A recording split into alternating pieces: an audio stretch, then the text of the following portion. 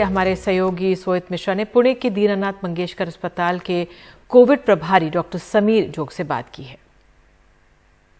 देश भर में सबसे ज्यादा कोरोना के मामले महाराष्ट्र से आ रहे हैं और महाराष्ट्र में सबसे ज्यादा कोरोना के मामले फिलहाल पुणे से आ रहे हैं, जहां पर 7 दिनों के लिए एक मिनी लॉकडाउन को लागू किया गया है।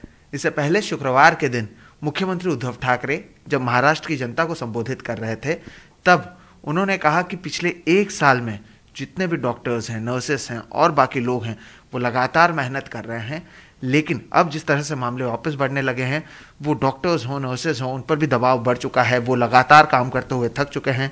तो क्या है पूरा मामला, किस तरह से अस्पतालों में अब जो पूरा इलाज है वो किया जा रहा है और क्या कुछ चैलेंजेस उनके सामने हैं, यही जानने के लिए हम फिलहाल डॉक्टर जोग सर के साथ मौजूद हैं। सर, बहुत बहुत शुक्रिया हमसे बात करने के लिए।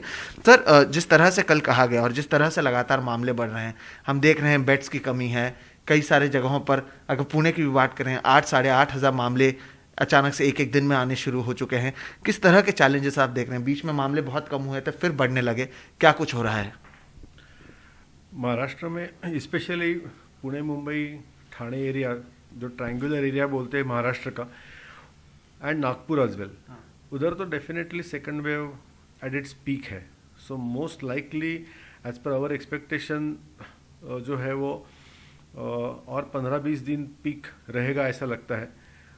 लेकिन जब जुलाई, अगस्त, सितंबर में हमारे यहाँ पीक केसेस थे, उसके और ये सेकंड वेव में थोड़ा डिफरेंस है।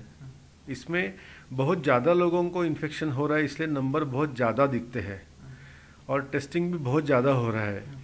लेकिन पेशेंट सीरियस होने का जो नंबर है वो थोड़ा कम है जुलाई, अगस्त, सितंबर में जितना था।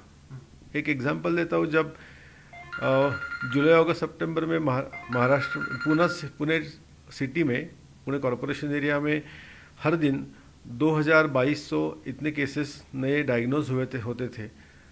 तब टाइम हर दिन मृत्यु होने की संख्या 180-200 तक थी।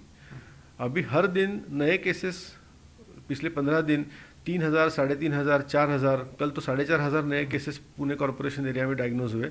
लेकिन मौत की संख्या बहुत कम है, 42, 43, 40 ऐसी मौत की संख्या है। इसका मतलब ये है कि फर्स्ट वेव पुणे में बहुत हिट हुआ था।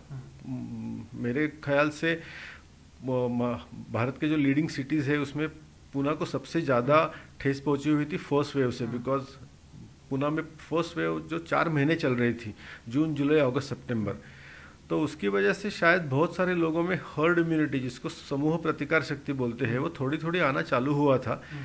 इसकी वजह हो सकती है कि यहाँ सिवियरिटी थोड़ा कम है, लेकिन केसेस बहुत ज़्यादा है। अभी हॉस्पिटल का हाल देखें तो मंगेशकर हॉस्पिटल, जहाँ मैं काम करता हूँ, वहाँ हमारे 400 बेड कोविड के लिए दिए हैं और नॉन कोविड के लिए 400 बेड है।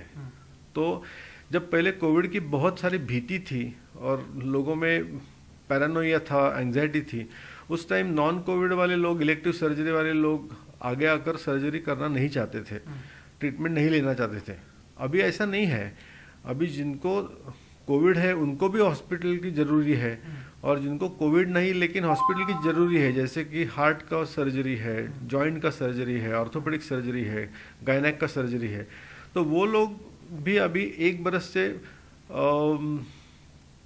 वेट कर रहे थे सर्जरी के लिए। वो भी अभी बड़े संख्या में आ रहे हैं कि कोविड तो है, वो रहने वाला है, लेकिन हमें तो न्यू नॉर्मल से साथ जीना है, तो हमारा भी सर्जरी करना है, हमें को भी ट्रीटमेंट करना है।